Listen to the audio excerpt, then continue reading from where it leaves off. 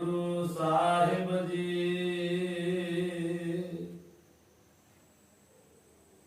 ਜਨਮ ਮਰਨ ਦੋਹੂ ਮੈਂ ਨਾਹੀ, ਜਨ ਪਰ ਉਪਕਾਰੀ ਆਏ।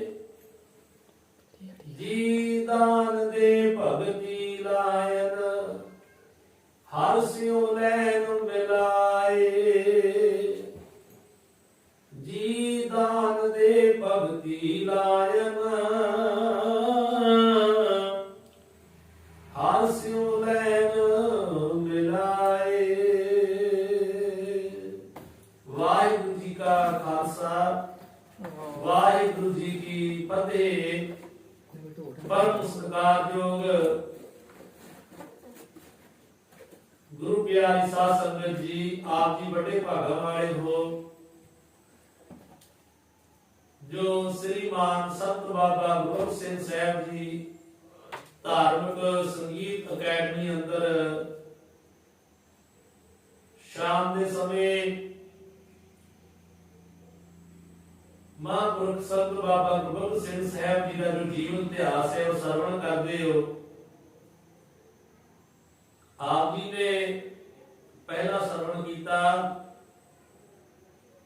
ਕਿ ਸੰਤ ਬਾਬਾ ਅਤੁ ਸਿੰਘ ਸਾਹਿਬ ਜੀ ਮਸਤੂਆਣੇ ਵਾਲੇ ਸ਼ਿਮਲੇ ਗਏ ਹੋਏ ਹਨ। ਸੰਗਤਾਂ ਦੇ ਕਹਿਣ ਤੇ ਸੰਗਤਾਂ ਯਾਦ ਕਰਦੀਆਂ ਹਨ। ਮਹਾਂਪੁਰਖ ਸ਼ਿਮਲੇ ਗਏ ਹੋਏ ਹਨ ਤੇ ਨਾਭਾ ਹਾਊਸ ਹੈ ਤੇ ਸੰਤ ਬਾਬਾ ਗੁਰੂ ਸਿੰਘ ਸਾਹਿਬ ਜੀ ਵੀ ਉੱਥੇ ਪਹੁੰਚੇ ਹੋਏ ਹਨ।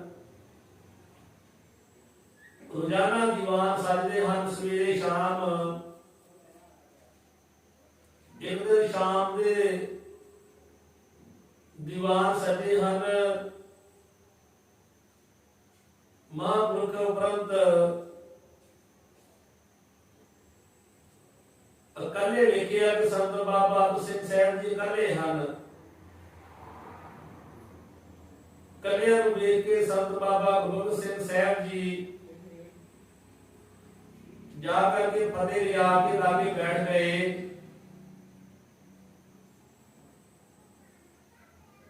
ਤੇ ਮਹਾਂਪੁਰਖਾਂ ਨੇ ਭਜਨ ਕੀਤਾ। ਸੰਤ ਬਾਬਾ ਗੁਰੂ ਸਿੰਘ ਜੀ ਕਹਿਣ ਲੱਗੇ, ਮਹਾਂਪੁਰਖੋ ਆਪ ਜਦੋਂ ਸ੍ਰੀ ਗੁਰੂ ਗ੍ਰੰਥ ਸਾਹਿਬ ਜੀ ਮਹਾਰਾਜ ਜੀ ਨੂੰ ਮੱਥਾ ਟੇਕਦੇ ਹੋ ਬੜਾ ਲੰਮਾ ਸਮਾਂ ਆਪ ਜੀ ਆਪਣਾ ਜਿਹੜਾ ਸੀਸ ਹੈ ਉਹ ਧਰਤੀ ਤੋਂ ਤਾਂ ਨਹੀਂ ਚੁੱਕਦੇ ਤੇ ਜਦੋਂ ਕਿਤੇ ਇਕੱਲੇ ਹੁੰਦੇ ਹੋ ਉਸ ਵੇਲੇ ਤੇ ਕਿੰਨਾ ਕਿੰਨਾ ਸਮਾਂ ਮੱਥਾ ਜਿਹੜਾ ਉਹ ਧਰਤੀ ਤੇ ਰਗੜਦੇ ਹੋ ਮਹਾਰਾਜ ਜੀ ਦੇ ਅੱਗੇ ਜਦੋਂ ਇਕੱਲੇ ਹੋ ਤੇ ਫਿਰ ਤੇ ਬਹੁਤ ਸਮਾਂ ਲਾਉਂਦੇ ਹੋ, ਏਦਾਂ ਕਿਉਂ? ਤੇ ਮਹਾਂਪੁਰਖ ਕਹਿਣ ਲੱਗੇ, ਭਾਈ ਗੁਰਬਖਸ਼ ਸਿੰਘ ਜੀ ਜਿਵੇਂ ਨੰਬਰਦਾਰ ਜਿਹੜਾ ਨਾ ਪਿੰਡ ਦਾ ਉਹ ਸਾਰੇ ਪਿੰਡ ਕੋਲੋਂ ਮਾਮਲਾ ਇਕੱਠਾ ਕਰਦਾ ਤੇ ਬਾਅਦ ਵਿੱਚ ਜਾ ਕੇ ਤਹਿਸੀਲ ਦੇ ਵਿੱਚ ਜਮ੍ਹਾਂ ਕਰਾ ਆਉਂਦਾ ਹੈ। ਤੇ ਬਾਬਾ ਗੁਰੂ ਸਿੰਘ ਸਾਹਿਬ ਜੀ ਪੁੱਛਦੇ ਵੀ ਇਹਦਾ ਕੀ ਮਤਲਬ ਹੋਇਆ? ਮਹਾਂਪੁਰਖ ਕਹਿੰਦੇ ਇਸੇ ਤਰ੍ਹਾਂ ਸੰਗਤਾਂ ਆ ਕੇ ਸਾਨੂੰ ਪਦਪਦੀ ਆ ਕਰਕੇ ਮੱਥੇ ਟੇਕਦੀਆਂ ਹਨ। ਕੋਈ ਗੋਡੀ ਹੱਥ ਲਾਉਂਦਾ, ਕੋਈ ਚਰਨਾਂ ਤੇ ਲਾਉਂਦਾ ਹੈ ਤੇ ਉਹ ਸਾਰਿਆਂ ਨੇ ਸੰਗਤਾਂ ਨੇ ਆ ਕਰਕੇ ਜਿਹੜੇ ਸਾਨੂੰ ਮੱਥੇ ਟੇਕੇ ਹੁੰਦੇ ਸੀ ਗਾੜੀ ਸਤਿਗੁਰੂ ਸ੍ਰੀ ਗੁਰੂ ਗ੍ਰੰਥ ਸਾਹਿਬ ਜੀ ਮਹਾਰਾਜ ਨੂੰ ਟੇਕਦੇ ਮੱਥਾ ਤੇ ਉਹ ਜਿੰਨਾ ਵੀ ਉਹ ਇਕੱਠਾ ਹੋਇਆ ਹੁੰਦਾ ਨਾ ਮਾਮਲਾ ਉਹ ਸਾਰਾ ਸਤਿਗੁਰਾਂ ਅੱਗੇ ਫਿਰ ਆਪਣਾ ਮੱਥਾ ਟੇਕ ਕੇ ਪੂਰਾ ਕਰਦੇ ਆ। ਸੋ ਇਹ ਮਹਾਂਪੁਰਖਾਂ ਨੇ ਜਦੋਂ ਇਸ ਤਰ੍ਹਾਂ ਕਿਹਾ ਤੇ ਸੰਤ ਬਾਬਾ ਗੁਰੂ ਸਿੰਘ ਸਾਹਿਬ ਜੀ ਨੇਤਰਾਂ ਵਿੱਚ ਜਾਲਾ ਆ ਗਿਆ ਹੈ ਤੇ ਬਾਬਾ ਅਤੁ ਸਿੰਘ ਸਾਹਿਬ ਜੀ ਕਹਿੰਦੇ ਵੀ ਅਸੀਂ ਜਦੋਂ ਮੱਥਾ ਟੇਕਦੇ ਆ ਨਾ ਤੇ ਉਦੋਂ ਸਤਿਗੁਰਾਂ ਦੇ ਚਰਨਾਂ ਵਿੱਚ ਨਾਲ ਇਹ ਪੰਕਤੀਆਂ ਪੜ੍ਹੀਆਂ ਹਨ, ਕਹੋ ਨਾਨਕ ਸਭ ਤੇਰੀ ਵਡਿਆਈ, ਕੋਈ ਨਾਮ ਨਾ ਜਾਣੇ ਮੇਰਾ। ਇਹ ਪੰਕਤੀਆਂ ਪੜ੍ਹੀਆਂ ਹਨ। ਇਹ ਨਹੀਂ ਕਿ ਜੇ ਸੰਗਤਾਂ ਅੱਗੇ ਮੱਥਾ ਟੇਕਦੀਆਂ ਤੇ ਬਾਬਾ ਜੀ ਕਿਤੇ ਹੰਕਾਰ ਕਰਨ ਲੱਗ ਪਏ, ਵੇਖਿਆ ਕਿੰਨੀ ਮੰਨਤਾ ਹੁੰਦੀ ਮੇਰੀ, ਕਿੰਨੀ ਦੁਨੀਆ ਪੂਜਦੀ ਆ ਕੇ ਮੈਨੂੰ ਮੇਰੇ ਮਗਰ ਕਿੰਨੇ ਜਾਣੇ, ਜਿਵੇਂ ਕਹਿ ਦਿੰਦੇ ਨਾ ਕਿ ਸਾਡੇ ਮਗਰ ਵੇਖ ਕਿੰਨੇ ਜਾਣੇ, ਕਿੰਨੀ ਦੁਨੀਆ ਮੇਰੇ ਮਗਰ। ਪਰ ਮਹਾਂਪੁਰਖ ਨਿਮਰਤਾ ਹੈ ਮਹਾਂਪੁਰਖਾਂ ਜੀ ਦੀ ਕਿ ਉਹ ਸਤਿਗੁਰੂ ਪਾਤਸ਼ਾਹ ਜੀ ਨੂੰ ਜਦੋਂ ਮੱਥਾ ਟੇਕਦੇ ਨਾ ਜਾ ਕੇ ਬਾਬਾ ਬਹਾਦਰ ਸਿੰਘ ਜੀ, ਕਿੰਨਾ ਚਿਰ ਆਪਣਾ ਮੱਥਾ ਨਹੀਂ ਧਰਤੀ ਤੋਂ ਚੁੱਕਦੇ, ਤੇ ਉਦੋਂ ਗਲਤੀਆਂ ਪੜਦੇ, ਕਹੋ ਨਾਨਕ ਸਭ ਤੇਰੀ ਵਡਿਆਈ, ਕੋਈ ਨਾਮ ਨਾ ਜਾਣੇ ਮੇਰਾ, ਕਿ ਤੇਰੀ ਵਡਿਆਈ ਹੈ ਸਤਿਗੁਰੂ ਪਾਤਸ਼ਾਹ, ਮੇਰਾ ਕੋਈ ਨਾਮ ਨਹੀਂ ਜਾਣਦਾ, ਮੈਨੂੰ ਕੋਈ ਨਹੀਂ ਜਾਣਦਾ। ਐਸੇ ਸੰਤ ਬਾਬਾ ਅਤਰ ਸਿੰਘ ਸਾਹਿਬ ਜੀ ਕੁਝ ਸਮਾਂ ਏਦਾਂ ਸ਼ਿਮਲੇ ਦੇ ਵਿੱਚ ਰਹਿ ਕਰਕੇ ਫਿਰ ਇੱਥੋਂ ਵਾਪਸ ਮਸਤੂਆਣੇ ਸਾਹਿਬ ਨੂੰ ਤੁਰ ਪਏ। ਤੇ ਜਦੋਂ ਗੱਡੀ ਤੇ ਬੈਠੇ ਨੇ ਤੇ ਨਾਲ ਹੀ ਸੰਤ ਬਾਬਾ ਗੁਰਬਖਸ਼ ਸਿੰਘ ਸਾਹਿਬ ਜੀ ਬੈਠ ਗਏ, ਮਹਾਂਪੁਰਖਾਂ ਨੂੰ ਤੋਰਨ ਵਾਸਤੇ ਨਾਲ ਹੀ ਸੀਟ ਤੇ ਬੈਠ ਗਏ। ਤੇ ਜਦੋਂ ਇਥੋਂ ਬਾਹਰ ਆਏ ਸ਼ਿਮਲੇ ਤੋਂ, ਤੇ ਬਾਬਾ ਅਤਰ ਸਿੰਘ ਸਾਹਿਬ ਜੀ ਕਹਿਣ ਲੱਗੇ ਜਿੰਨਾ ਚਿਰ ਨਾਲ ਜਾ ਰਹੇ ਹੋ ਨਾ, ਇਹਨਾਂ ਹੀ ਵਾਪਸ ਤੁਰ ਕੇ ਆਉਣਾ ਪੈਣਾ, ਤੁਹਾਨੂੰ ਤਕਲੀਫ ਹੋਵੇਗੀ ਵਾਪਸ ਆਉਂਦਿਆਂ ਨੂੰ, ਬਹੁਤਾ ਤੁਰਨਾ ਪਵੇਗਾ, ਤੁਸੀਂ ਹੁਣ ਉਤਰ ਜਾਓ। ਤੇ ਗੱਡੀ ਰੋਕ ਦਿੱਤੀ ਹੈ, ਮਹਾਂਪੁਰਖ ਉਤਰੇ, ਗੱਡੀ ਅਜੇ ਤੁਰੀ ਨਹੀਂ ਹੈ, ਤੇ ਮਹਾਂਪੁਰਖਾਂ ਨੇ ਆਪਣਾ ਜੋ ਚਰਨ ਹੈ ਉਹ ਲੱਤ ਦੇ ਉੱਤੋਂ ਹੀ ਰੱਖਿਆ ਹੋਇਆ ਸੀਗਾ। ਤੇ ਉਸ ਵੇਲੇ ਮੱਥਾ ਟੇਕਣ ਲੱਗੇ ਚਰਨਾਂ ਤੇ ਬਾਬਾ ਗੁਰਬਖਸ਼ ਸਿੰਘ ਸਾਹਿਬ ਜੀ, ਤੇ ਮੱਥਾ ਟੇਕਦੇ ਨੂੰ ਇੰਨਾ ਪਿਆਰ ਆਇਆ, ਚਰਨਾਂ ਦੇ ਵਿੱਚ ਜਿਹੜਾ ਡੁੰਝਾਈ ਹੁੰਦੀ ਹੈ ਨਾ, ਉਥੋਂ ਵੇਖ ਕੇ ਜਨ ਨਾਨਕ ਪ੍ਰੀਤ ਸਾਧ ਪਗ ਚਾਟੈ, ਇਹ ਪੰਕਤੀਆਂ ਮਨ ਵਿੱਚ ਆਈਆਂ ਤੇ ਬਾਬਾ ਅਤਰ ਸਿੰਘ ਜੀ ਦੇ ਥੱਲੇ ਚਰਨਾਂ ਨੂੰ ਚੱਟਣ ਲੱਗ ਪਏ। ਤੇ ਮਗਨ ਹੋ ਗਏ, 15 ਮਿੰਟ ਲੰਘ ਗਏ, ਫਿਰ ਬਾਬਾ ਅਤਰ ਸਿੰਘ ਸਾਹਿਬ ਜੀ ਸਮਾਧੀ ਤੋਂ ਬਾਹਰ ਆਏ ਤੇ ਉਹਨਾਂ ਨੇ ਇਹਨਾਂ ਨੂੰ ਹਟਾਇਆ, ਇਥੋਂ ਵਾਪਸ ਮੋੜਿਆ। ਸੋ ਇਥੋਂ ਤੱਕ ਦਾ ਪ੍ਰਸੰਗ ਆਪ ਜੀ ਨੇ ਪਹਿਲਾਂ ਸਰਵਣ ਕੀਤਾ ਹੈ ਕਿ ਮਹਾਂਪੁਰਖ ਬਾਬਾ ਅਤਰ ਸਿੰਘ ਸਾਹਿਬ ਜੀ ਵੀ ਸ਼ਿਮਲੇ ਤੋਂ ਆ ਗਏ, ਸੰਤ ਬਾਬਾ ਗੁਰਬਖਸ਼ ਸਿੰਘ ਸਾਹਿਬ ਜੀ ਵਾਪਸ ਚਲੇ ਗਏ ਨੇ। ਹੁਣ ਸੰਤ ਬਾਬਾ ਗੁਰਬਖਸ਼ ਸਿੰਘ ਸਾਹਿਬ ਜੀ ਵਾਪਸ ਚਲੇ ਗਏ, ਉਦੋਂ ਪਿੱਛੋਂ ਸੰਤ ਬਾਬਾ ਗੁਰਬਖਸ਼ ਸਿੰਘ ਸਾਹਿਬ ਜੀ ਥੋੜੇ ਦਿਨ ਇੱਥੇ ਰਹੇ। ਥੋੜੇ ਦਿਨ ਰਹਿ ਕੇ ਫਿਰ ਤੋਂ ਮਹਾਂਪੁਰਖਾਂ ਦਾ ਮਨ ਨਾ ਲੱਗੇ ਕਿ ਹੁਣ ਅਸੀਂ ਵੀ ਚਲੇ ਜਾਈਏ। ਹੁਣ ਇੱਥੇ ਸ਼ਿਮਲੇ ਦੇ ਵਿੱਚ ਰਹਿੰਦੇ ਹੋਇਆ, ਸ਼ਿਮਲੇ ਦੇ ਵਿੱਚ ਜਦੋਂ ਮਹਾਂਪੁਰਖ ਰਹਿੰਦੇ ਸੀ ਨਾ, ਉਸ ਵੇਲੇ ਅੰਗਰੇਜ਼ ਦਾ ਰਾਜ,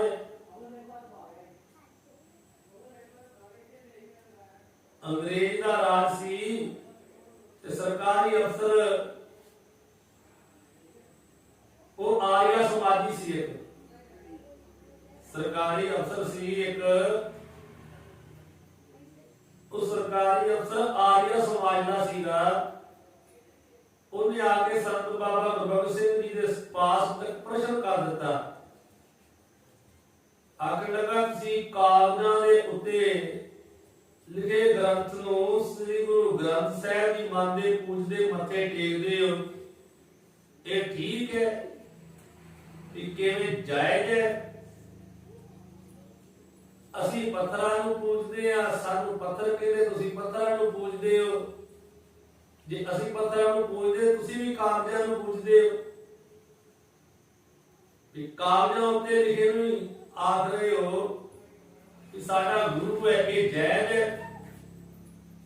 ਉੱਤਰ ਵਿੱਚ ਸੰਤ ਬਾਬਾ ਗੁਰਬਖਸ਼ ਸਿੰਘ ਜੀ ਇਹ ਜੋ ਆਪ ਨੂੰ ਧੋਣ ਫੜ ਲਿਆ, ਵੀ ਲਾੜੀ ਦੀ ਪਏ ਉਹਦਾ ਕੋਈ ਨਾ ਕਿਉਂ ਆਖਿਆ ਹੈ। ਮਹਾਂਪੁਰਖ ਹੱਸ ਪਏ ਨੇ ਤੇ ਉਹਨੂੰ ਉੱਤਰ ਦਿੱਤਾ, ਤੁਸੀਂ ਕੱਪੜਾ ਖਰੀਦ ਕੇ ਧੋਤੀਆਂ, ਪਜਾਮੇ, ਲੰਗੋਟੇ ਬਣਾਉਂਦੇ ਹੋ ਨਾ, ਤੇ ਹੁਣ ਜਿਹੜੇ ਕੱਪੜੇ ਦੇ ਨਾਲ ਧੋਤੀ ਬਣਦੀ ਹੈ ਜਾਂ ਪਜਾਮਾ ਸੀਨੇ ਜਾਂ ਧੋਤੀ ਜਿਹੜੀ ਆਪਾਂ ਪਹਿਨਦੇ ਆ, ਉਹਨੂੰ ਕਹਿੰਦੇ ਪਿਸ਼ਾਬ ਵੀ ਲੱਗਦਾ ਏ, ਉਹ ਗੰਦਗੀ ਵੀ ਲੱਗਦੀ ਹੈ ਨਾ, ਉਹ ਪਵਿੱਤਰ ਹੋ ਜਾਂਦਾ ਹੈ। ਪਰ ਜਿਹੜੇ ਖਾਣ ਦੇ ਨਾਲ ਉਹ ਕੱਪੜੇ ਦਾ ਧੋਤੀ ਪਜਾਮਾ ਬਣਿਆ ਹੁੰਦਾ ਨਾ, ਉਸੇ ਕੱਪੜੇ ਨੂੰ ਲੈ ਕੇ ਤੇ ਤੁਸੀਂ ਜਦੋਂ ਝੰਡਾ ਬਣਾਉਂਦੇ ਹੋ, ਯੂਨੀਅਨ ਜੈਕ ਕੌਮ ਦਾ ਨਿਸ਼ਾਨੀ ਝੰਡਾ ਬਣਾਉਂਦੇ ਹੋ, ਤਾਂ ਉਹ ਸਾਰੇ महापुरुष कहते देखो कि कपड़े का थान ते वही है, उसे कपड़े के थान के नालों कपड़ा लत्ता ते ओदी धोती बन गई, पजामा बन गया, तुसा पा लिया, उन गंदगी लगती है, वो पवित्र हुंदा है।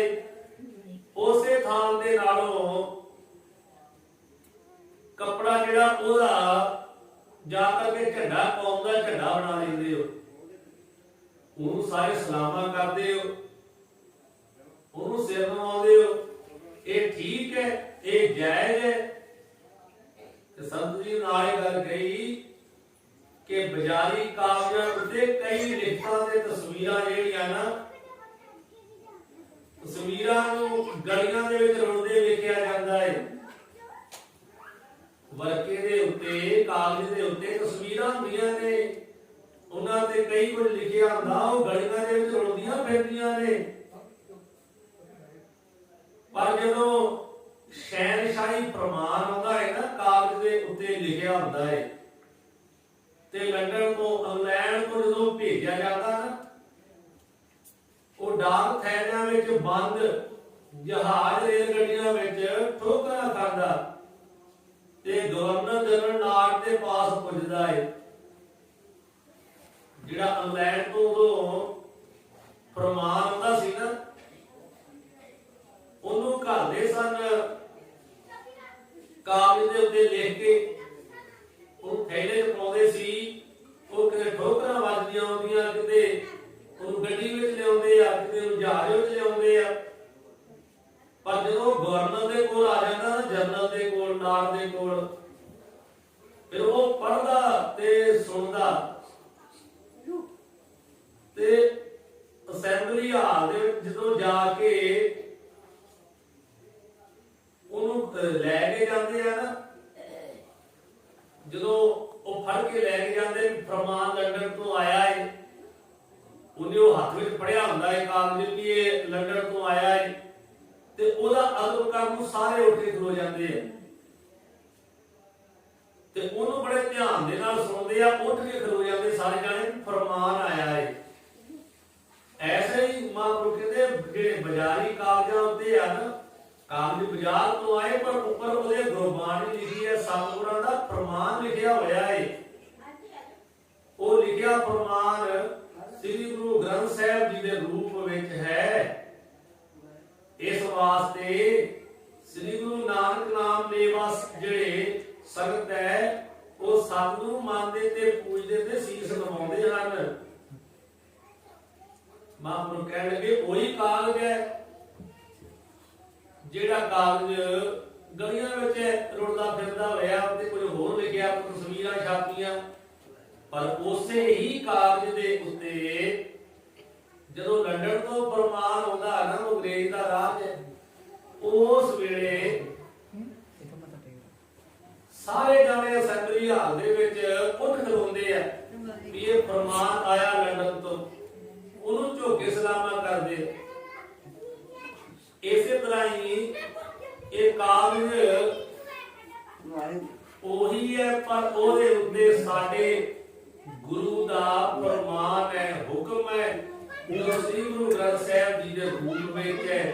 ਇਹ ਸਾਡੇ ਗੁਰੂ ਦੀ ਗੁਰਬਾਣੀ ਉੱਪਰ, ਬਚਨ ਉੱਪਰ ਲਿਖੇ ਹੋਏ ਨੇ, ਜਿਹਦਾ ਕਰਕੇ ਅਸੀਂ ਪੂਜਦੇ ਆ, ਅਸੀਂ ਸਤਿਗੁਰੂ ਮੰਨਦੇ ਆ। ਸੋ ਇਸ ਤਰ੍ਹਾਂ ਮਹਾਂਪੁਰਖਾਂ ਨੇ ਜਦੋਂ ਇਹ ਗੱਲ ਕਹੀ ਨਾ, ਤੇ ਉਹ ਜਿਹੜਾ ਆਰੀਆ ਸਮਾਜੀ ਸੱਜਣ ਸੀ ਨਾ, ਉਹ ਉਸ ਦਿਨ ਤੋਂ ਸਦਾ ਵਾਸਤੇ ਸਤਿਗੁਰੂ ਸ੍ਰੀ ਗੁਰੂ ਗ੍ਰੰਥ ਸਾਹਿਬ ਜੀ ਦਾ ਸ਼ਰਧਾਲੂ ਬਣ ਗਿਆ। ਤੇ ਅਖੀਰ ਦਮ ਤੱਕ ਸਤਿਗੁਰੂ ਸ੍ਰੀ ਗੁਰੂ ਗ੍ਰੰਥ ਸਾਹਿਬ ਜੀ ਮਹਾਰਾਜ ਨੂੰ ਸੀਸ ਨਵਾਉਂਦਾ ਰਿਹਾ, ਆਪਣਾ ਸਿਰ ਨਵਾਉਂਦਾ ਰਿਹਾ ਤੇ ਪਾਠ ਵੀ ਕਰਦਾ ਰਿਹਾ। ਸੋ ਇਸ ਤਰ੍ਹਾਂ ਮਹਾਂਪੁਰਖ ਜਿਹੜੇ ਨਾ, ਉਹਨਾਂ ਨੇ ਉੱਤਰ ਦਿੱਤਾ, ਉਹਨੂੰ ਉੱਤਰ ਦਾ ਜਵਾਬ, ਪ੍ਰਸ਼ਨ ਦਾ ਜਵਾਬ ਜੋ ਦਿੱਤਾ, ਉਹ ਧੰਨ ਧੰਨ ਕਰ ਗਿਆ। ਇਹ ਸ਼ਿਮਲੇ ਦੀ ਗੱਲ ਹੈ, ਸ਼ਿਮਲੇ ਦੇ ਵਿੱਚ ਸੀ ਆਰੀਆ ਸਮਾਜੀ। ਉਹ ਧੰਨ ਧੰਨ ਕਰ ਗਿਆ ਕਿ ਧੰਨ ਮਹਾਂਪੁਰਖੋ, ਤੁਸੀਂ ਮੈਨੂੰ ਅਸਲ ਗੱਲ ਦੱਸ ਦਿੱਤੀ ਹੈ, ਅਸਲ ਗੱਲ ਸਮਝਾ ਦਿੱਤੀ ਹੈ। है कागज पर उत्ते जिहड़ा लिखिया है वो साडे गुरु दा प्रमाण है ते जिहड़े कागज दे उत्ते गुरु दा प्रमाण लिखिया जावे असीं उहदा सत्कार करदे हो साडे वास्ते पूजण योग है। जिवें लंडन विचों आया होया प्रमाण जिहड़ा है ਉਹਦਾ ਸਾਰੇ ਉੱਠ ਕੇ ਸਤਿਕਾਰ ਕਰਦੇ ਉਹਨਾਂ ਕੋਈ ਸਰਕਾਰ ਦਾ ਹੁਕਮ ਆਇਆ ਹੈ ਉੱਥੋਂ ਦੇ ਬਾਦਸ਼ਾਹ ਦਾ ਹੁਕਮ ਆਇਆ ਹੈ। ਇਸੇ ਤਰ੍ਹਾਂ ਸਾਡੇ ਅਕਾਲ ਪੁਰਖ ਦਾ ਹੁਕਮ ਹੈ ਕਾਗਜ਼ ਬਾਜ਼ਾਰ ਤੋਂ ਹੀ ਲਏ ਆ ਪਰ ਇਹਦੇ ਉੱਤੇ ਸਾਡੇ ਗੁਰੂ ਦਾ ਹੁਕਮ ਲਿਖਿਆ ਹੋਇਆ ਹੈ ਅਸੀਂ ਆਪਣੇ ਗੁਰੂ ਦੇ ਹੁਕਮ ਲਿਖੇ ਹੋਏ ਨੂੰ ਨਮਸਕਾਰ ਕਰਦੇ ਹਾਂ ਕਿ ਸਾਡੇ ਗੁਰੂ ਦਾ ਹੁਕਮ ਲਿਖਿਆ ਹੋਇਆ ਉੱਤੇ। ਸੋ ਇਹਦਾ ਸਤਿਗੁਰੂ ਪਾਤਸ਼ਾਹ ਜੀ ਦੇ ਪੱਕੇ ਸ਼ਰਧਾਲੂ ਨੂੰ ਬਣਾਤਾ ਆਰੀਆ ਸਮਾਜੀ ਨੂੰ ਉਹ ਉਸ ਦਿਨ ਤੋਂ ਸਤਿਗੁਰੂ ਗੁਰੂ ਗ੍ਰੰਥ ਸਾਹਿਬ ਜੀ ਮਹਾਰਾਜ ਦਾ ਸ਼ਰਧਾਲੂ ਬਣ ਗਿਆ। ਸੋ ਇਸ ਤਰ੍ਹਾਂ ਮਹਾਂਪੁਰਖ ਕੁਝ ਦਿਨ ਉੱਥੇ ਰਹਿ ਕਰਕੇ ਨਾ ਸ਼ਿਮਲੇ ਦੇ ਵਿੱਚ ਫਿਰ ਇਹ ਤੋਂ ਤੁਰ ਪਏ ਕਿ ਚੱਲ ਗਏ ਹੁਣ ਵਾਪਸ। ਮਹਾਂਪੁਰਖ ਬਾਬਾ ਬੰਦਾ ਸਿੰਘ ਜੀ ਚਲੇ ਗਏ ਉਹਦੇ ਜੀ ਨਹੀਂ ਲੱਗਦਾ ਬਹੁਤਾ ਤੇ ਉਥੋਂ ਵਾਪਸ ਸ਼ਿਮਲੇ ਤੋਂ ਜੱਬੋਵਾਲ ਆ ਗਏ ਨੇ। ਸੋ ਜਦੋਂ ਜੱਬੋਵਾਲ ਆਏ ਇੱਥੇ ਆ ਕੇ ਸਭ ਤੋਂ ਪਹਿਲਾਂ ਗੁਰਦੁਆਰਾ ਸੰਸਦ ਸਾਹਿਬ ਜਿਹੜਾ ਨਾ ਉੱਥੇ ਹਲੇ ਉਦੋਂ ਇੱਕੋ ਹੀ ਹਾਲ ਬਣਿਆ ਹੈ ਵੀ ਇੱਕੋ ਹੀ ਹਾਲ ਕਮਰਾ ਦੇ ਤਿਆਰ ਹੋਇਆ ਸੀਗਾ ਤੇ ਆ ਗਏ ਸਿਆਲ ਆਇਆ ਹੈ ਸਿਆਲ ਦੇ ਵਿੱਚ ਸੇਵਾ ਚੱਲ ਰਹੀ ਹੈ ਇਹ ਥੋੜੀ ਥੋੜੀ ਸੰਗਤਾਂ ਨਗਰ ਤੋਂ ਆ ਕੇ ਤੇ ਸੇਵਾ ਕਰਦੀਆਂ ਨੇ। ਜਿਹੜੇ ਪ੍ਰੇਮੀ ਜਨ ਸੀ ਨਾ ਉਹ ਜਦੋਂ ਮਹਾਂਪੁਰਖਾਂ ਦਾ ਪਤਾ ਲੱਗਦਾ ਆ ਜਾਂਦਾ ਰੋਜ਼ਾਨਾ ਹੀ ਆਉਂਦੇ ਮਹਾਂਪੁਰਖਾਂ ਦੇ ਕੋਲ ਤੇ ਥੋੜੀ ਥੋੜੀ ਸੇਵਾ ਜਿਹੜੀ ਉਹ ਕਰਦੇ ਰਹਿੰਦੇ ਨੇ। ਜੇ ਆਪ ਜੀ ਨੂੰ ਦੱਸਿਆ ਵੀ ਇੱਕ ਮਿਸਤਰੀ ਹੋਇਆ ਹੈ ਮੁਛੜਾਂ ਦਾ ਉਹ ਸਾਲ ਵਿੱਚੋਂ 1 ਮਹੀਨਾ ਫ੍ਰੀ ਸੇਵਾ ਕਰਦਾ ਸੀ ਆ ਕੇ ਕੋਈ ਪੈਸਾ ਨਹੀਂ ਲੈਣਾ। ਆਸਾ ਸਿੰਘ ਉਹਦਾ ਨਾਮ ਸੀਗਾ। ਉਹ 1 ਮਹੀਨਾ ਸਾਲ ਵਿੱਚ ਆ ਕੇ ਮਹਾਂਪੁਰਖਾਂ ਦੇ ਪਾਸ ਰਾਜ ਮਿਸਤਰੀ ਸੀ ਤੇ ਫ੍ਰੀ ਸੇਵਾ ਕਰਿਆ ਕਰਦਾ ਸੀ। ਇਹਦਾ ਮਹਾਂਪੁਰਖਾਂ ਦੇ ਕੋਲ ਖੁਸ਼ੀਆਂ ਲੈਣ ਵਾਸਤੇ ਆ ਕਰਕੇ ਸੰਗਤਾਂ ਸੇਵਾ ਕਰਦੀਆਂ ਸੀ। ਹੁਣ ਜਦੋਂ ਇਹਦਾ ਸੇਵਾ ਚੱਲਦੀ ਹੈ ਇੱਕ ਹਾਲ ਤਿਆਰ ਹੋਇਆ ਹੈ ਇੱਕੋ ਜਿਹੜੇ ਬਣਿਆ ਸੀਗਾ ਤੇ ਜਿਹੜਾ ਗੁਰਦੁਆਰਾ ਸਾਹਿਬ ਆਪਾਂ ਵੇਖ ਰਹੇ ਆ ਇਹਦੀ ਤਿਆਰੀ ਹੋ ਰਹੀ ਹੈ ਵੀ ਹੁਣ ਗੁਰਦੁਆਰਾ ਸਾਹਿਬ ਜਿਹੜਾ ਸਤਿਗੁਰਾਂ ਵਾਸਤੇ ਪ੍ਰਕਾਸ਼ ਸਥਾਨ ਬਣਾਈਏ ਪਹਿਲਾਂ ਤੇ ਉਹ ਬਣਾਈ ਸੀ ਨਾ ਛੰਨ ਤੇ ਵੱਡਾ ਸਾਰਾ ਵੱਡੀ ਛੰਨ ਬੰਨ ਕੇ ਉਹਦੇ ਵਿੱਚ ਲਿਆ ਕੇ ਪ੍ਰਕਾਸ਼ ਕੀਤਾ। ਜਦੋਂ ਜੇਠ ਦੇ ਮਹੀਨੇ ਵਿੱਚ ਪਹਿਲੀ ਵਾਰੀ ਸ੍ਰੀ ਅਖੰਡ ਪਾਠ ਸਾਹਿਬ ਜੀ ਆਰੰਭ ਕਰਵਾਏ ਸੂਬੇਦਾਰ ਸਰਦਾਰ ਹਰਨਾਮ ਸਿੰਘ ਨੇ ਉਦੋਂ ਜੇਠ ਦਾ ਮਹੀਨਾ ਸੀਗਾ। ਉਦੋਂ ਬਾਅਦ ਵਿੱਚ ਮਹਾਂਪੁਰਖ ਤੋਂ ਗਏ ਸ਼ਿਮਲੇ। ਹੁਣ ਜਦੋਂ ਸ਼ਿਮਲੇ ਆਏ ਉਹ ਸਿਆਲ ਹੈ ਸਿਆਲ ਵਿੱਚ ਆਏ ਆ ਸਿਆਲ ਵਿੱਚ ਆ ਕੇ ਫਿਰ ਗੁਰਦੁਆਰਾ ਸਾਹਿਬ ਦੀ ਜਿਹੜੀ ਇਮਾਰਤ ਨੂੰ ਸ਼ੁਰੂ ਕੀਤਾ ਹੈ ਕਿਉਂਕਿ ਜਦੋਂ ਬਾਹਰ ਮਹਾਂਪੁਰਖ ਆ ਜਾਂਦੇ ਬਾਹਰੋਂ ਦੂਰੋਂ ਦੂਰੋਂ ਸੰਗਤਾਂ ਆਉਂਦੀਆਂ ਕਈ ਵਕੀਲ ਕਈ ਜੱਜ ਮਹਾਂਪੁਰਖਾਂ ਦੇ ਸ਼ਰਧਾਲੂ ਬਣੇ ਨੇ। ਮਹਾਂਪੁਰਖਾਂ ਦੇ ਕੋਲੋਂ ਉਪਦੇਸ਼ ਗਿਆਨ ਦੀਆਂ ਗੱਲਾਂ ਸਰਵਣ ਕਰਦੇ ਨੇ। ਦੂਰਾਂ ਦੂਰਾਂ ਤੋਂ ਸੰਗਤ ਨਾਭੇ ਪਟਿਆਲੇ ਆਉਂਦੀ ਹੈ ਉਹਨਾਂ ਦੇ ਰਹਿਣ ਵਾਸਤੇ ਜਗ੍ਹਾ ਚਾਹੀਦੀ ਹੈ। ਗੁਰੂ ਸਾਹਿਬ ਜੀ ਦਾ ਜਦੋਂ ਪ੍ਰਕਾਸ਼ ਕਰਦੇ ਸੀਗੇ ਉਦੋਂ ਹਨੇਰੀ ਆਉਂਦੀ ਹੈ ਤੇ ਉਹ ਜਿਹੜਾ ਉਹ ਸਿਰਕੀਆਂ ਦਾ ਬਣਾਇਆ ਸੀ ਨਾ ਉਹ ਛੰਨ ਬਣਾਈ ਹੈ ਉਹਦੇ ਵਿੱਚ ਕੀ ਹੁੰਦਾ ਹੈ ਦਿੱਕਤ ਆਉਂਦੀ ਹੈ ਵਾਛੜ ਜਾਂਦੀ ਹੈ ਹਨੇਰੀਆਂ ਆਉਂਦੀਆਂ ਮਿੱਟੀ ਆਉਂਦੀ ਹੈ ਤਾਂ ਕਰਕੇ ਇੱਕ ਕਮਰਾ ਵੱਖਰਾ ਜਿਹੜਾ ਪਹਿਲਾਂ ਗੁਫਾ ਉਹਦੇ ਉੱਤੇ ਚੁਬਾਰਾ ਬਣਾਇਆ ਉਹਦੇ ਵਿੱਚ ਸਤਿਗੁਰਾਂ ਦਾ ਸੁਖਾਸਨ ਕਰਦੇ ਨੇ। ਜੇ ਕੋਈ ਮੀਂਹ ਕਲੀ ਹੋਵੇ ਤੇ ਪ੍ਰਕਾਸ਼ ਵੀ ਉੱਤੇ ਕਰ ਲੈਂਦੇ ਨੇ। ਫਿਰ ਜਦੋਂ ਦੀਵਾਨ ਸਜਾਉਣਾ ਹੁੰਦਾ ਉਹ ਖੁੱਲੇ ਲਿਆ ਕਰਕੇ ਪੰਡਾਲ ਚ ਕਰ ਲੈਂਦੇ ਨੇ। ਸੰਗਤ ਕਾਫੀ ਆਉਣ ਲੱਗ ਪਈ ਅਲੱਗ ਅਲੱਗ ਪਿੰਡਾਂ ਦੇ ਵੀ ਆਉਂਦੇ ਨੇ। ਹੁਣ ਇਧਰੋਂ ਸਿਆਲ ਹੈ ਇਧਰ ਸੇਵਾ ਚੱਲ ਰਹੀ ਹੈ ਉਧਰੋਂ ਮਾਘੀ ਦਾ ਜਿਹੜਾ ਮਹੀਨਾ ਉਹ ਆ ਰਿਹਾ ਹੈ। ਆਪ ਜਾਣਦੇ ਹੋ ਮਾਘੀ ਜਿਹੜੀ ਹੈ ਉਹ ਸ੍ਰੀ ਦਮਦਮਾ ਸਾਹਿਬ ਵਿਖੇ ਸਿੱਖ ਜਗਤ ਮਨਾਉਂਦਾ ਹੈ। ਮੁਕਤਸਰ ਸਾਹਿਬ ਵਿਖੇ ਤੇ ਸ੍ਰੀ ਮੁਕਤਸਰ ਸਾਹਿਬ 14 ਜਨਵਰੀ ਨੂੰ ਜਾ ਕਰਕੇ ਖਾਲਸਾ ਜਿਹੜਾ ਮਨਾਉਂਦਾ 13 ਨੂੰ ਲੋਹੜੀ ਹੁੰਦੀ ਹੈ 14 ਨੂੰ ਮਾਘੀ ਹੁੰਦੀ ਹੈ। ਹੁਣ ਮਾਘੀ ਦਾ ਮੇਲਾ ਜਿਹੜਾ ਉਹ ਆ ਰਿਹਾ ਹੈ ਤੇ ਸੰਤ ਬਾਬਾ ਗੁਰੂ ਸਿੰਘ ਸਾਹਿਬ ਜੀ ਨੇ ਸੋਚਿਆ ਵੀ ਹੁਣ ਇੰਦਾ ਕਰੀਏ ਮਾਘੀ ਦਾ ਸਮਾਂ ਆ ਰਿਹਾ ਹੈ ਤੇ ਬਾਕੀ ਦੇ ਵਿੱਚ ਵੀ ਆਪਾਂ ਸੰਤ ਬਾਬਾ ਅਤਰ ਸਿੰਘ ਸਾਹਿਬ ਜੀ ਦੇ ਕੋਲ ਚੱਲੀਏ, ਦਰਸ਼ਨ ਕਰਕੇ ਆਈਏ ਤੇ ਮਸਤੂ ਵਾਲੇ ਸਾਹਿਬ ਜਾਣ ਦੀ ਤਿਆਰੀ ਜਿਹੜੀ ਉਹ ਕਰ ਲਈ ਹੈ। ਸ਼ਿਮਲੇ ਤੋਂ ਸੰਤਾਂ ਦਾ ਵਿਛੋੜਾ ਹੋਇਆ ਸੀਗਾ ਤੇ ਹੁਣ ਚਾਹੁੰਦੇ ਵੀ ਜਾ ਕੇ ਕੋਈ ਦਰਸ਼ਨ ਕਰਕੇ ਆਈਏ। ਹੁਣ ਜੱਬੋਵਾਲ ਤੋਂ ਮਸਤੂ ਵਾਲੇ ਨੂੰ ਜਾਣ ਵੇਲੇ ਕੁਝ ਹੋਰ ਨਾਲ ਸੰਗਤਾਂ ਨੂੰ ਇਕੱਠਿਆਂ ਕਰ ਲਿਆ। ਮਹਾਂਪੁਰਖਾਂ ਨੇ ਵੀ ਆਪਾਂ ਚੱਲੀਏ, ਚਲੋ ਮਸਤੂ ਵਾਲੇ ਸਾਹਿਬ ਤੋਂ ਹੋ ਕੇ ਆਈਏ, ਸੰਤ ਬਾਬਾ ਅਤਰ ਸਿੰਘ ਸਾਹਿਬ ਦੇ ਦਰਸ਼ਨ ਕਰਕੇ ਆਈਏ। ਨਾਲ ਭਾਈ ਛੱਜਾ ਸਿੰਘ ਜਿਹੜੇ ਲਾਂਗਰੀ ਸੀ ਉਹ ਤਿਆਰ ਹੋਏ। ਇੱਕ ਜਿਹੜਾ ਜੋਗੀ ਸੀ ਗੁੱਗਲ ਨਾਥ ਨੂੰ ਕਹਿੰਦੇ ਸੀਗੇ, ਜਿਹੜਾ ਕਹਿੰਦਾ ਸੀ ਮਹਾਂਪੁਰਖੋ ਕੋਈ ਬਣ ਲੈਣ ਦਿਓ ਤੇ ਮੈਂ ਰਹਿ ਕੇ ਕਰੂੰਗਾ, ਉਹ ਵੀ ਨਾਲ ਤਿਆਰ ਹੋ ਗਿਆ।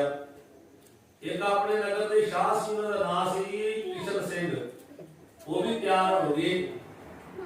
ਇੱਕ ਸੰਤ ਬਿਸ਼ਨ ਸਿੰਘ ਸੀ, ਉਹ ਵੀ ਨਾਲ ਤਿਆਰ ਹੋ ਗਏ। ਕੁਝ ਹੋਰ ਸਾਥੀ ਮਾਈ ਭਾਈ, ਇਹਨਾਂ ਦੀ ਗਿਣਤੀ 60-70 ਦੇ ਲਾਗੇ ਹੋ ਗਈ ਸੰਗਤਾਂ ਦੀ। ਆਪਣੇ ਨਗਰ ਤੋਂ ਕੋਈ ਹੋਰ ਲਾਗੂ ਸੱਜਣ ਇਕੱਠੇ ਹੋ ਕੇ ਇਹ 60-70 ਹੋ ਗਏ। 60-70 ਜਾਣੇ ਸੰਤ ਬਾਬਾ ਅਤਰ ਸਿੰਘ ਸਾਹਿਬ ਜੀ ਦੇ ਪਾਸ ਦਰਸ਼ਨਾਂ ਨੂੰ ਜਾਣ ਵਾਸਤੇ ਮਸਤੂ ਵਾਲੇ ਸਾਹਿਬ ਨੂੰ ਤਿਆਰ ਹੋ ਗਏ। ਇਹ ਜਥਾ ਬਣ ਗਿਆ ਤੇ ਇਹ ਮਸਤੂ ਵਾਲੇ ਸਾਹਿਬ ਵੱਲ ਨੂੰ ਚੱਲ ਪਏ। ਹੁਣ ਮਾਘੀ ਤੋਂ ਇੱਕ ਦਿਨ ਪਹਿਲਾਂ ਲੋਹੜੀ ਵਾਲੇ ਦਿਨ ਸੰਤ ਬਾਬਾ ਗੁਰੂ ਸਿੰਘ ਸਾਹਿਬ ਜੀ 60-70 ਪ੍ਰੇਮੀ ਨਾਲ ਲੈ ਕੇ ਤੇ ਮਸਤੂ ਵਾਲੇ ਸਾਹਿਬ ਪਹੁੰਚ ਗਏ। ਮਾਘੀ ਦਾ ਦੀਵਾਨ ਅਗਲੇ ਦਿਨ ਸੱਜਣਾ ਹੈ। ਇੱਕ ਦਿਨ ਪਹਿਲਾਂ ਪਹੁੰਚ ਗਏ। ਉਹਨਾਂ ਦਿਨਾਂ ਦੇ ਵਿੱਚ ਸੰਤ ਬਾਬਾ ਅਤਰ ਸਿੰਘ ਸਾਹਿਬ ਜੀ ਜਿਹੜੇ ਸੀ ਨਾ, ਉਹਨਾਂ ਨੂੰ ਸੱਪ ਨੇ ਡਸ ਲਿਆ ਸੀ। ਸੱਪ ਨੇ ਦੱਸਿਆ ਏ ਤੇ ਮਹਾਂਪੁਰਖ ਸਖਤ ਬਿਮਾਰ ਸਨ। ਉਸ ਵੇਲੇ ਸਖਤ ਬਿਮਾਰ ਸਨ ਤੇ ਕਮਜ਼ੋਰੀ ਬੜੀ ਸੀ ਸਰੀਰ ਨੂੰ, ਤੇ ਡਾਕਟਰਾਂ ਵੱਲੋਂ ਕਿਸੇ ਨੂੰ ਵੀ ਮਿਲਣ ਜਾਂ ਬੋਲਣ ਦੀ ਸਖਤ ਮਨਾਹੀ ਸੀ। ਤੇ ਦਰਵਾਜ਼ੇ ਦੇ ਅੱਗੇ ਪਹਿਰੇਦਾਰ ਬੈਠਦਾ ਸੀਗਾ। ਸੰਤ ਬਾਬਾ ਅਤਰ ਸਿੰਘ ਸਾਹਿਬ ਦੇ ਦਰਵਾਜ਼ੇ ਦੇ ਅੱਗੇ ਪਹਿਰੇਦਾਰ ਬੈਠਦਾ ਏ। ਉਹ ਕਿਸੇ ਨੂੰ ਵੀ ਅੰਦਰ ਨਹੀਂ ਜਾਣ ਦਿੰਦਾ ਤੇ ਨਾ ਹੀ ਡਾਕਟਰ ਕਿਹਾ ਇਹ ਮਹਾਂਪੁਰਖਾਂ ਨੂੰ ਕੋਈ ਮਿਲੇ ਤੇ ਨਾ ਹੀ ਕੋਈ ਬਹੁਤਾ ਬੋਲੇ। ਕਮਜ਼ੋਰ ਬੜਾ ਸੀ ਸਰੀਰ। ਹੁਣ ਜਦੋਂ ਸੰਤ ਬਾਬਾ ਗੁਰੂ ਸਿੰਘ ਸਾਹਿਬ ਜੀ ਆਪਣੇ ਜਥੇ ਸਮੇਤ ਪਹੁੰਚੇ, ਉਦੋਂ ਦੇ ਸੇਵਾਦਾਰ ਨੇ ਕਿਹਾ ਪਹਿਲਾਂ ਆਪ ਜੀ ਕੋਈ ਜਲ ਪਾਣੀ ਛਕ ਲਓ, ਪ੍ਰਸ਼ਾਦਾ ਪਾਣੀ ਛਕ ਲਓ, ਦੂਰ ਤੋਂ ਆਏ ਹੋ। ਪਰ ਬਾਬਾ ਗੁਰੂ ਸਿੰਘ ਜੀ ਕਹਿਣ ਲੱਗੇ ਨਹੀਂ, ਅਸੀਂ ਪਹਿਲਾਂ ਸੰਤ ਬਾਬਾ ਅਤਰ ਸਿੰਘ ਸਾਹਿਬ ਦੇ ਦਰਸ਼ਨ ਕਰਨੇ ਆ। ਦਰਸ਼ਨ ਕੀਤੇ ਤੋਂ ਬਗੈਰ ਅਸਾਂ ਕੁਝ ਨਹੀਂ ਛਕਣਾ। ਸਾਡੇ ਅੰਦਰ ਭੁੱਖ ਦਰਸ਼ਨ ਕਰਨ ਦੀ ਹੈ, ਪਹਿਲਾਂ ਉਹ ਮਿਟ ਜਾਵੇ ਫਿਰ ਪ੍ਰਸ਼ਾਦਾ ਛਕ ਲਾਂਗੇ, ਦੂਜੀ ਭੁੱਖ ਫੇਰ ਮਿਟਾ ਲਾਂਗੇ। ਸਾਨੂੰ ਪਹਿਲਾਂ ਜਿਹੜੀ ਉਹ ਦਰਸ਼ਨ ਦੀ ਭੁੱਖ, ਸਾਨੂੰ ਦਰਸ਼ਨ ਕਰਨ ਤੋਂ ਮਹਾਂਪੁਰਖਾਂ ਦੇ। ਸੋ ਕਿਸੇ ਨੂੰ ਮਿਲ ਨਹੀਂ ਸੀ ਦਿੰਦੇ, ਕਿਸੇ ਨੂੰ ਨਹੀਂ ਮਿਲਣ ਦਿੰਦੇ। ਸੋ ਫਿਰ ਉਹ ਪ੍ਰੇਮੀ ਨੇ ਅੰਦਰ ਜਾ ਕੇ ਮਹਾਂਪੁਰਖਾਂ ਨੂੰ ਦੱਸਿਆ ਹੈ ਕਿ ਮਹਾਂਪੁਰਖੋ ਸੰਤ ਗੁਰੂ ਸਿੰਘ ਸਾਹਿਬ ਜੀ ਨੇ ਜੱਬੋਵਾਲ ਤੋਂ ਆਏ ਆਪ ਜੀ ਨੂੰ ਮਿਲਣ ਵਾਸਤੇ, ਦਰਸ਼ਨਾਂ ਵਾਸਤੇ, ਤੇ ਡਾਕਟਰਾਂ ਨੇ ਬੰਦ ਕੀਤਾ ਕੋਈ ਮਿਲਣਾ ਦਿਓ ਕਿਸੇ ਨੂੰ। ਤੇ ਜਦੋਂ ਅੰਦਰ ਜਾ ਕੇ ਮਹਾਂਪੁਰਖਾਂ ਨੂੰ ਪੁੱਛਿਆ, ਮਹਾਂਪੁਰਖਾਂ ਨੇ ਉਸੇ ਵੇਲੇ ਆਗਿਆ ਕਰ ਦਿੱਤੀ ਵੀ ਉਹਨਾਂ ਨੂੰ ਲਿਆਓ ਅੰਦਰ, ਉਹਨਾਂ ਨੂੰ ਕੋਈ ਰੋਕ ਨਹੀਂ ਹੈ, ਉਹਨਾਂ ਨੂੰ ਲਿਆਓ।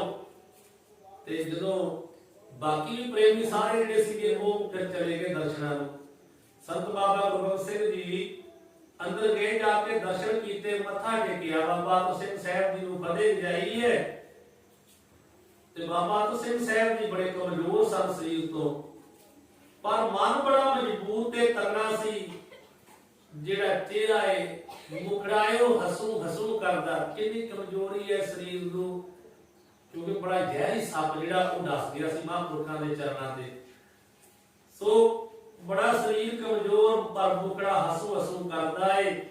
ਤੇ ਇਸ ਗੱਲ ਦੀ ਗਵਾਹੀ ਭਰ ਰਿਹਾ ਸੀ ਕਿ ਆਪ ਜੀ ਪਰਮ ਜੋਗੀ ਤੇ ਦੁੱਖ ਸੁੱਖ ਦੀ ਅਵਸਥਾ ਤੇ ਉਚੇਰੇ ਹਨ, ਇੱਕੋ ਜਿਹਾ।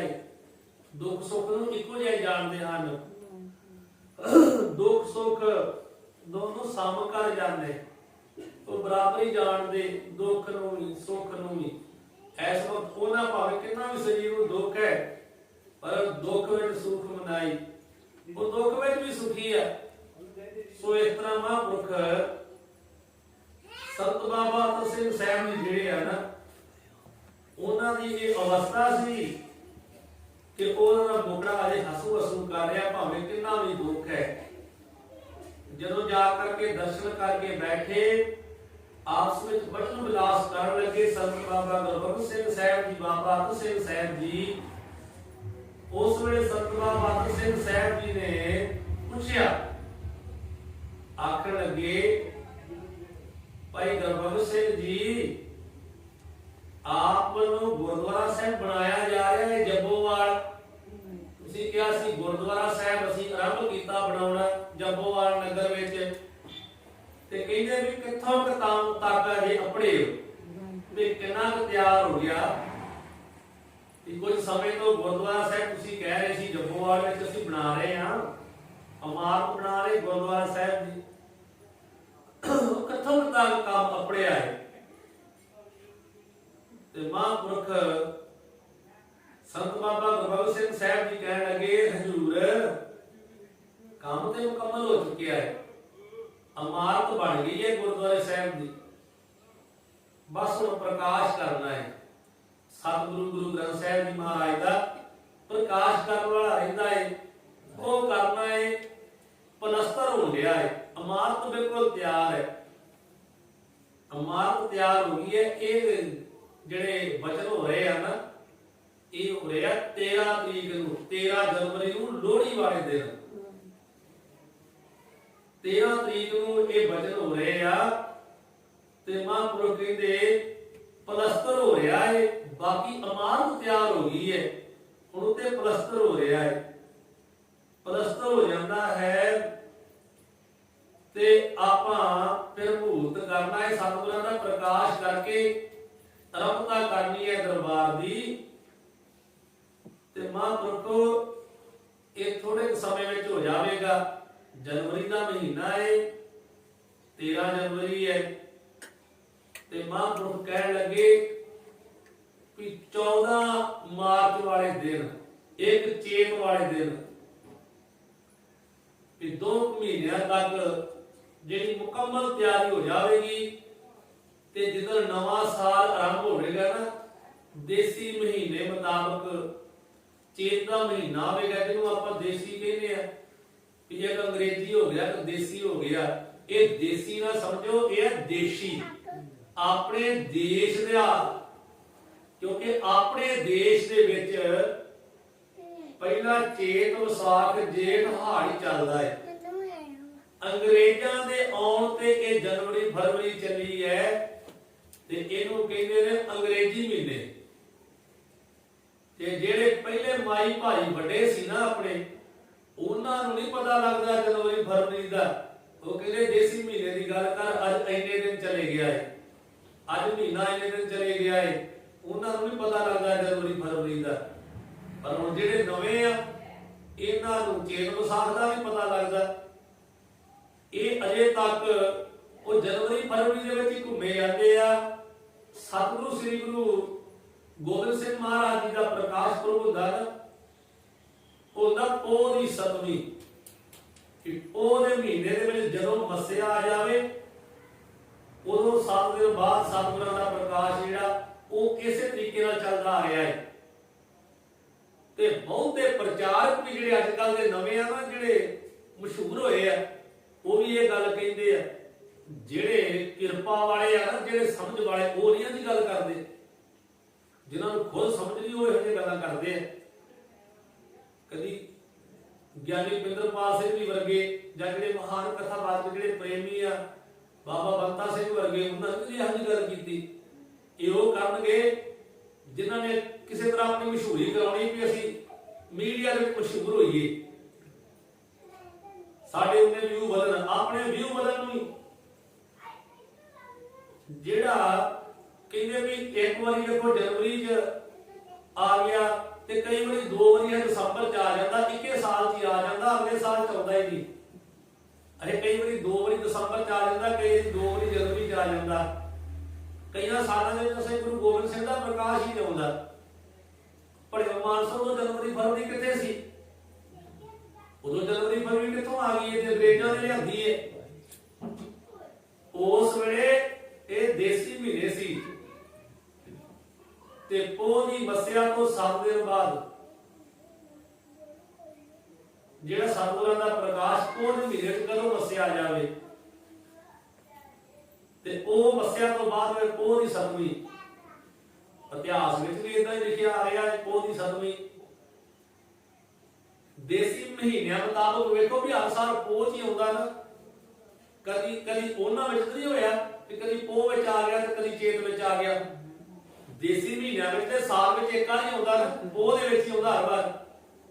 ਕਦੀ ਇਹ ਥੋੜਾ ਹੋਇਆ ਕਿ ਦੇਸੀ ਮਹੀਨੇ ਕਦੀ ਪੋਹ ਚ ਆ ਗਿਆ ਤੇ ਕਦੀ ਜਾ ਕੇ ਚੇਤ ਚ ਆ ਗਿਆ।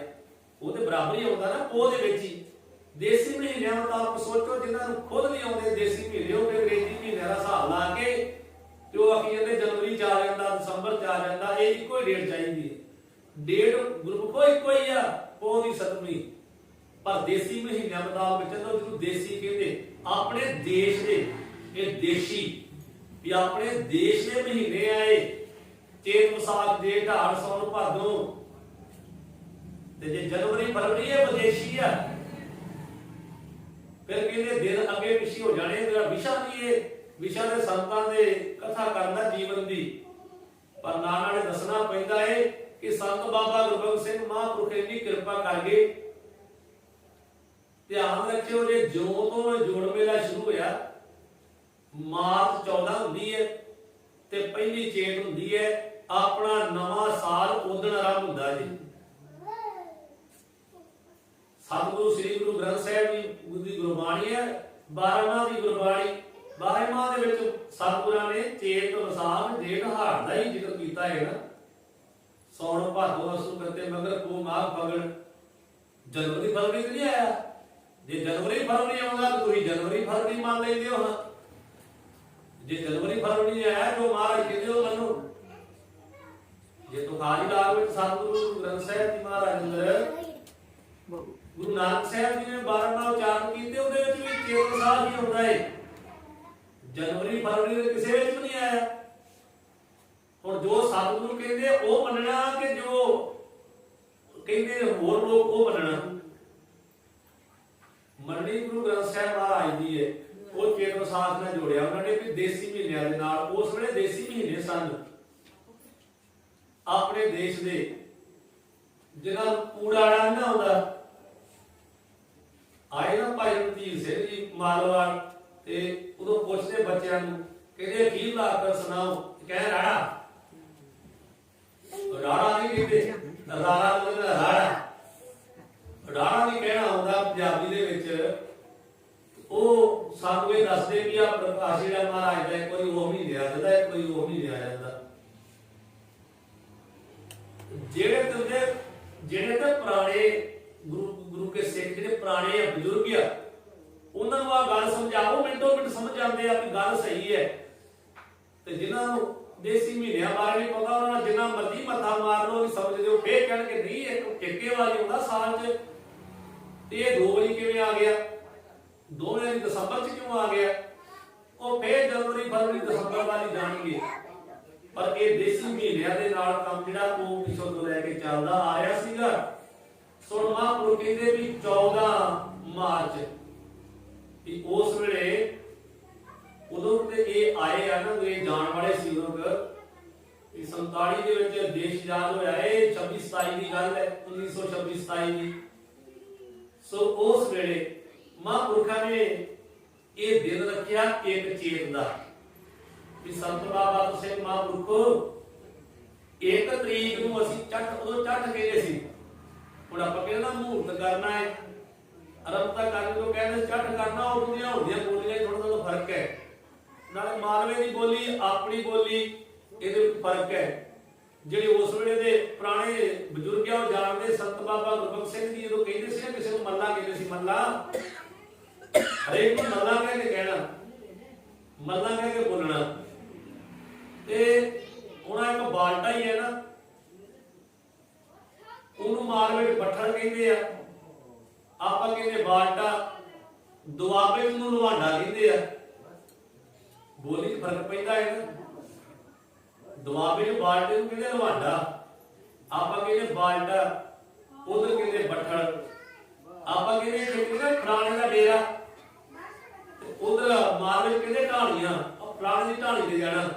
ਆਪਾਂ ਢਾਣੀਆਂ ਕਹਿੰਦੇ ਇੱਥੇ ਬੰਦੇ ਇਕੱਠੇ ਹੋਏ ਹੁਣ ਵੀ ਉਹ ਢਾਣੀ ਜਾਣ ਦੀ, ਇਕੱਠੇ ਹੋ ਗਏ ਮੁੰਡੇ, ਇਕੱਠੇ ਹੋ ਜਾਣ ਦੇ, ਢਾਣੀ ਜਾਣ ਦੀ ਹੈ। ਉਹ ਜਿੱਦਾਂ ਆਪਾਂ ਕਹਿੰਦੇ ਫਲਾਣਿਆਂ ਦਾ ਡੇਰਾ ਵਾ, ਉਹ ਕਹਿੰਦੇ ਫਲਾਣੇ ਦੀ ਢਾਣੀ ਆ। ਮਾਲਵੇ ਇਦਾਂ ਹੀ ਕਹਿੰਦੇ ਆ, ਫਲਾਣੇ ਦੀ ਢਾਣੀ ਤੇ ਜਾਣਾ ਅਸੀਂ। ਸੋ ਇਹਦਾ ਫਰਕ ਸੀਗਾ। ਤੇ 1 ਤਰੀਕ ਜਿਹੜਾ 1 ਚੇਤ ਹੈ ਉਹ ਦਿਨ ਰੱਖ ਲਿਆ। ਤੇ ਆਪਣੇ ਨਗਰ ਹਰ ਸਾਲ ਉਦੋਂ ਤੋਂ ਲੈ ਕੇ ਚੇਤ ਦੇ ਸੰਗਰਾਂਦ ਤੇ ਜੋੜ ਮੇਲਾ ਆਰੰਭ ਹੋਇਆ, ਅੱਜ ਤੱਕ ਤੁਰਿਆ ਹੁੰਦਾ ਨਾ ਹਰ ਸਾਲ। ਤੇ ਹਰ ਸਾਲ ਵੇਖ ਲਿਆ ਕਰੋ, ਕਦੀ 15 ਨੂੰ ਤਰੀਕ ਹੋਈ, 15 ਮਾਰਚ ਨਹੀਂ ਹੋਈ, ਕਦੀ 13 ਮਾਰਚ ਨਹੀਂ ਹੋਈ। ਅਸੀਂ ਜੋ ਦੇ ਵੇਲੇ ਆਉਂਦੇ ਹੁਣ ਤੱਕ 14 ਮਾਰਚ ਹੀ ਹੁੰਦੀ ਹੈ। ਇਹ ਕਹਿੰਦੇ ਵੀ ਦਿਨ ਗਾਂਹ ਪਿਛਾਂਹ ਹੋ ਜਾਣੇ ਆ, ਜੇ ਇਹਨਾਂ ਨਾਲ ਚੱਲਦੇ ਰਹੇ ਤੇ ਤਿਉਹਾਰ ਹੀ ਗਾਂਹ ਪਿਛਾਂਹ ਹੋ ਜਾਣੇ ਆ, ਦਿਨ ਹੀ ਗਾਂਹ ਪਿਛਾਂਹ ਹੋ ਜਾਣੇ। ਕੁਝ ਨਹੀਂ ਗਾਂਹ ਪਿਛਾਂਹ ਹੋਣਾ, ਤੁਸਾਂ ਹੀ ਗਾਂਹ ਪਿਛਾਂਹ ਹੋ ਜਾਣਾ। ਕਿਹੜੇ ਇੱਥੇ ਗੱਲਾਂ ਕਰਨ ਵਾਲੇ ਹੋ, ਜਿਹੜੇ ਕਿੰਤੂ ਪਰੰਤੂ ਕਰਨ ਵਾਲੇ, ਇਹਨਾਂ ਦੀ ਰਹਿਣਾ ਇਹ ਉਦਾਂ ਹੀ ਰਹਿਣਾ ਸਾਰਾ ਕੁਝ। ਇਹ ਮਹਾਂਪੁਰਖਾਂ ਨੇ ਵੇਖੋ ਕਿੰਨੀ ਜੁਗਤ ਦਿੱਤੀ ਹੈ ਵੀ ਇਹ ਘੁੰਮ ਫਿਰ ਕੇ ਕਹਿੰਦੇ ਕਦੀ ਵੱਧ ਹੋ ਜਾਂਦੇ ਮਹੀਨੇ ਦੇਸੀ, ਕਦੀ ਘੱਟ ਹੋ ਜਾਂਦੇ ਆ। ਜਿੱਧਰ ਮਰਜ਼ੀ ਹੋ ਜਾਣ, ਨਵਾਂ ਸਾਲ 14 ਮਾਰਚ ਨੂੰ ਆਰੰਭ ਹੁੰਦਾ ਏ।